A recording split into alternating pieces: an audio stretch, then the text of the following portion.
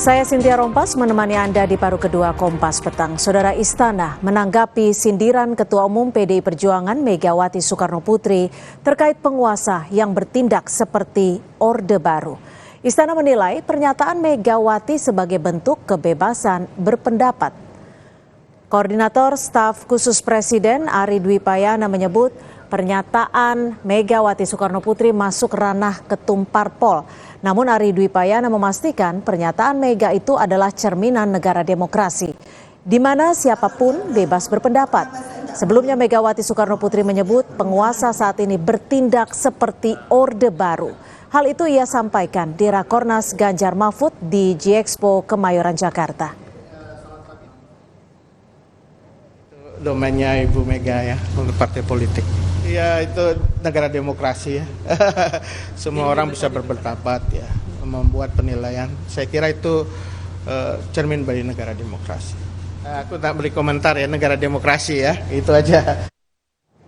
Sementara Sekretaris Tim Kampanye Nasional Prabowo Gibran Nusron Wahid menegaskan, jika tidak ada upaya pemerintahan Presiden Joko Widodo berlaku seperti Orde Baru, Nusron menilai pemerintahan Jokowi masih terbuka untuk kritik dan tidak pernah ada upaya pembungkaman seperti Orde Baru. Jadi kami melihat tidak ada tanda-tanda nyata bahwa kekuasaan hari ini yang dipimpin oleh Pak Jokowi ini mengarah kepada praktek Orde Baru, karena syarat-syarat itu tidak ada. Salah satu syarat lagi Orde Baru bisa melakukan itu adalah kalau di dalam partai itu, politiknya itu adalah partainya sangat terbatas, cuma 3. Sekarang partainya 18. Yang nomor 3 adalah salah satu ciri-ciri Orde Baru adalah ada pembungkaman kepada orang-orang yang berbicara, yang kritis terhadap pemerintah itu dibungkam. Kalau ada Orde Baru, ada kritik seperti dilakukan Ibu Mega udah ditangkap itu. Tapi hari ini yang terjadi. Sebelumnya Ketua Umum PDI Perjuangan Megawati Soekarno Putri mengaku jengkel dengan pemerintahan saat ini yang dinilainya bertindak sewenang-wenang menjelang Pilpres 2024. Dalam pidatonya di acara konsolidasi relawan pendukung Capres-Cawapres Ganjar Mahfud, Megawati mempertanyakan penguasa saat ini bertindak seperti era Orde Baru. Mega juga menyoroti sejumlah aksi yang dinilai sewenang-wenang dan menyalahi perundang-undangan. Republik ini penuh dengan pengorbanan, tahu tidak? Mengapa sekarang kalian yang baru berkuasa itu mau bertindak seperti waktu zaman Orde Baru?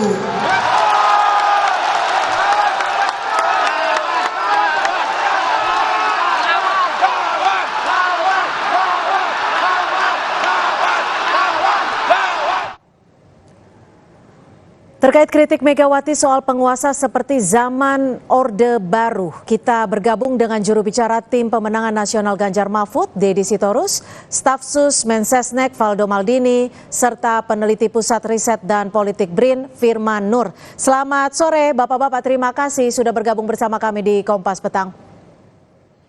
Selamat sore. Baik, kita akan ke Pak Deddy terlebih dahulu. Bang Deddy, ini pernyataan Bu Mega ini spesifikasi ditujukan ke pemerintahan Pak Jokowi, seperti itu?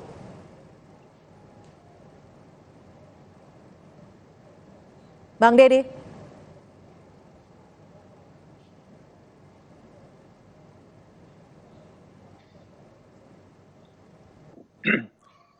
Baik, saya akan ke Bang Deddy Sitorus. Bang Deddy, ini pernyataan Bu Mega ditujukan spesifikasikah ke pemerintahan Pak Jokowi atau seperti apa? Ya, saya kira pemerintah itu kan tidak tunggal ya. Pemerintah terdiri dari banyak elemen-elemen kekuasaan, lembaga-lembaga negara, lembaga-lembaga pemerintahan yang semuanya menyatu di bawah sesuatu kekuasaan tunggal, yaitu kekuasaan eksekutif. Kenapa begitu? Karena kita adalah negara presidensial, ya. Jadi salah satu ciri negara yang presidensial itu ya kekuasaan mutlak ada di tangan presiden gitu. Kalau ditanya apakah kritik itu kepada seseorang, saya kira tidak serendah itu. Ibu Mega menunjuk pada praktek penyelenggaraan kekuasaan, ya, praktek penyelenggaraan kekuasaan yang cenderung seperti yang terjadi pada era Orde Baru. Apa itu contohnya? Contohnya misalnya pembungkaman kebebasan berbicara.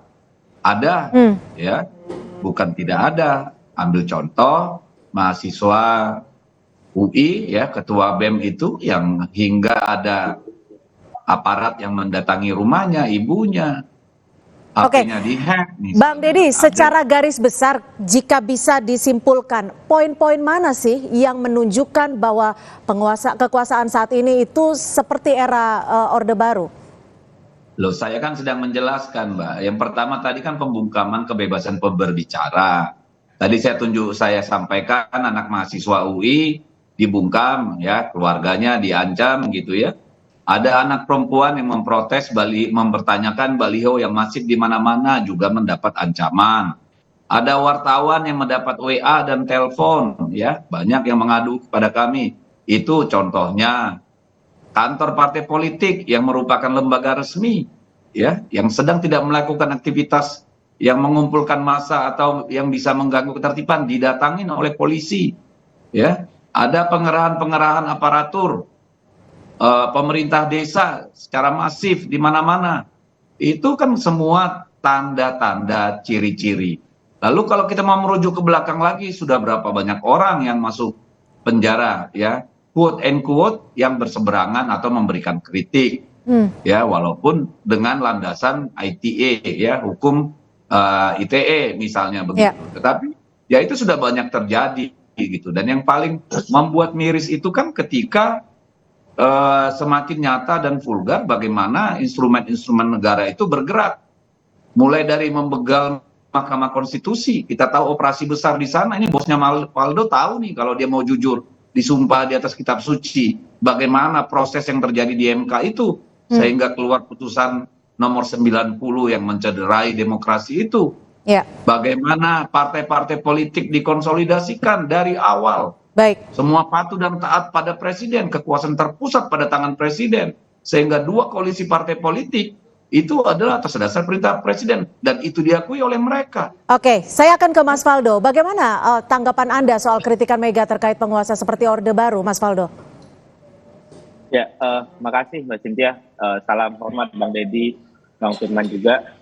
Yang pasti kita menghormati Bu Mega, itu pasti. Beliau adalah tokoh bangsa, seorang nasionalis yang pernah menjabat jadi presiden. Bahkan kita menyebutnya Ibu Presiden kelima. Putri dari proklamator Pak Karno, Ibu Fatmawati, Mbak Puan juga, ya, Ketua DPR, nah kurangnya apa lagi gitu. Jadi pastilah kita hormati, apalagi partainya partai besar, menguasai Republik 10 tahun. Jadi yang saya kira saya rasa itu harus diralat itu, Valdo. Apa yang itu harus diralat. Apa yang harus diralat, Bang Deddy? Lanjutan ya, Bang. Karena, bentar, ini kan diizinkan saya meralat. Jadi tidak ada istilah partai penguasa dalam sistem presidensial, Pak. Kekuasaan hanya dimiliki oleh... Baik, sudah ditangkap. Silakan dilanjutkan, Mas Faldo. Gitu loh. Ya, jadi saya rasa kita kan melihat apa yang dikatakan Bu Mega ini sebagai seorang ibu yang mengingatkan anak-anaknya, ngasih wejangan, kamu jangan sembarangan kalau memegang amanah untuk orang banyak, itu nggak baik, nanti kamu kualat gitu. Jadi kira-kira kalau Ibu bicara ya, Ibu kita jawab menanggapi hal ini. Jadi restu Ibu itu pasti paling utama lah gitu. Kalau nggak dapat restu itu bahaya. Makanya kami juga dalam hal ini ingin menyampaikan di negara yang demokratis seperti sekarang, tadi juga ingin mempertanyakan Orde Baru itu dalam aspek apa. Kalau seandainya Bang Deddy bicara soal kebebasan berekspresi gitu, sebenarnya sih ya kita sama-sama tahu gitu bahwa masih banyak orang-orang yang dalam tanda kutip ya bisa berbicara, bisa berekspresi, tidak bermasalah, Bang Deddy. Bahkan Bang Deddy juga pasti tahu lah gitu bahwa presiden juga punya keresahan yang sama, mendorong restoratif justice. Ada juga amnesti yang diberikan pada orang-orang yang menjadi korban UITE, Pak Saiful Mahdi di Aceh. Jadi ini kan problem yang sebenarnya kita sedang mengeksersis demokratisasi kita gitu. Jadi kalau aspeknya soal kebebasan berekspresi, Bang Deddy, saya kira ini merupakan sebuah hal yang debatable gitu. Toh Oke. kita melihat banyak pengkritik pemerintah yang juga masih bisa berbicara. Oke. Mohon izin di Bung Melki, misal Ketua BEM UI yang disampaikan, Bung Melki sampai hari ini bisa jadi berbicara, panelis di mana-mana. Oh oke, memang misalnya ada terasa, ada bulian. Oke, Ya, Mas Faldo, tapi nggak bagaimana Anda bisa menanggapi soal contoh-contoh yang tadi ada banyak poin yang sudah disampaikan Bang Deddy sebelumnya? Ini mau saya mau jawab, Mbak. Silakan. Jadi kalau seandainya ada faktor tadi kebebasan berekspresi, itu soal proses di MK tadi Bang Deddy bilang kan prosesnya sudah jalan, sudah ada Mahkamah Kehormatan MK. Nah, jadi proses-proses hukumnya sudah berjalan sebagaimana mestinya. Kalau bicara soal pilpres, kandidatnya udah sampai. Let's move on, let's go to the next phase, Bang. Sebenarnya. Terus tadi ada juga soal apa lagi? Yang soal otoritariannya itu adalah kita ingin bertanya kalau komitmen soal pemilu, soal aparatur dan semuanya kan bisa dicek gitu. Jadi saya kira Bang Deddy ya kita inginlah bahwa semuanya tuh enak gitu, semuanya tuh damai, kita pengen kondisinya kondusif.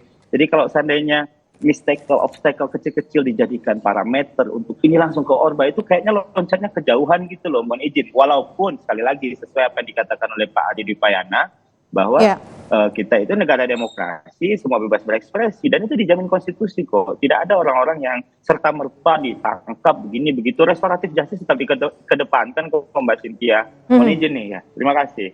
Baik, saya akan ke Pak Firman. Pak Firman, Anda menanggapinya soal kritikan Bu Mega terkait penguasa seperti Orde Baru seperti apa menurut Anda? Iya, saya kira Bu Mega adalah salah satu ikon yang mengalami langsung tekanan dari Orde Baru, sehingga apa yang dia katakan harus benar-benar mendapatkan perhatian dari penguasa karena dia adalah orang yang terlibat langsung dalam praktek politik Orde Baru ya. Dan yang dia rasakan adalah juga bagaimana sebagai seorang pimpinan partai tentu memiliki perangkat hingga ke daerah-daerah di mana daerah-daerah itu memberikan aduan, memberikan curhat begitu ya terhadap apa yang terjadi di lapangan yang tidak terekspos mungkin yang kemudian dia rasakan ada kemiripan dengan Orde Baru. Dan in general Bu Mega adalah juga orang yang mengikuti perkembangan bagaimana ada upaya-upaya dari pemerintah, terutama Pak Jokowi, untuk mempertahankan kekuasaan, begitu ya. Saya kira Bu Mega adalah orang yang tahu persis apa yang terjadi dari upaya yang mulai dari cawe-cawe, ingin memperpanjang kekuasaan dan lain-lain hingga kemudian ada proses nepotisme di dalam menggolkan keputusan MK yang kita sudah tahu hasilnya adalah kemudian naiknya Gibran sebagai cawapres. Jadi rangkaian itu saya kira sudah ada jauh sebelumnya yang kemudian ditambahi dengan apa yang sedang terjadi menjelang kampanye ini yang kemudian disimpulkan oleh Bu Megawati kok ia mirip-mirip dengan era Orde Baru. To some extent saya kira itu bisa dipahami mengingat Orde Baru itu kan esensinya nepotisme ya, kemudian juga ada korupsi. Ya, kemudian ada minimnya partisipasi masyarakat begitu ya karena suasananya elitis atau kolutif begitu. Dan saya kira secara umum, secara objektif itu juga sudah terjadi di Indonesia hari ini. Itulah mengapa kemudian skor demokrasi kita pun tidak menggembirakan. Saya kira juga Faldo tahu, Bang Deddy tahu itu, kita semua tahu gitu. Dan dalam hal ini mungkin tidak sedrastis Orde Baru, tapi untuk betul-betul bisa dibilang terlepas dari bayang-bayang Orde Baru pun ya tidak terlalu benar. Karena memang kita harapkan reformasi ini sebetulnya koreksi terhadap Orde Baru. Tapi dalam banyak hal justru mempraktekkan apa juga yang juga telah dilakukan oleh Orde Baru, saya kira demikian. Baik, Bang Deddy, lalu apa sih yang membuat Bu Mega melontarkan statement yang bisa dikatakan begitu keras saat ini, sekarang ini? Apakah ada komunikasi yang tidak terjalin dengan baik atau seperti apa? Tapi nanti dijawabnya selepas jeda, tetap bersama kami di Kompas Petang.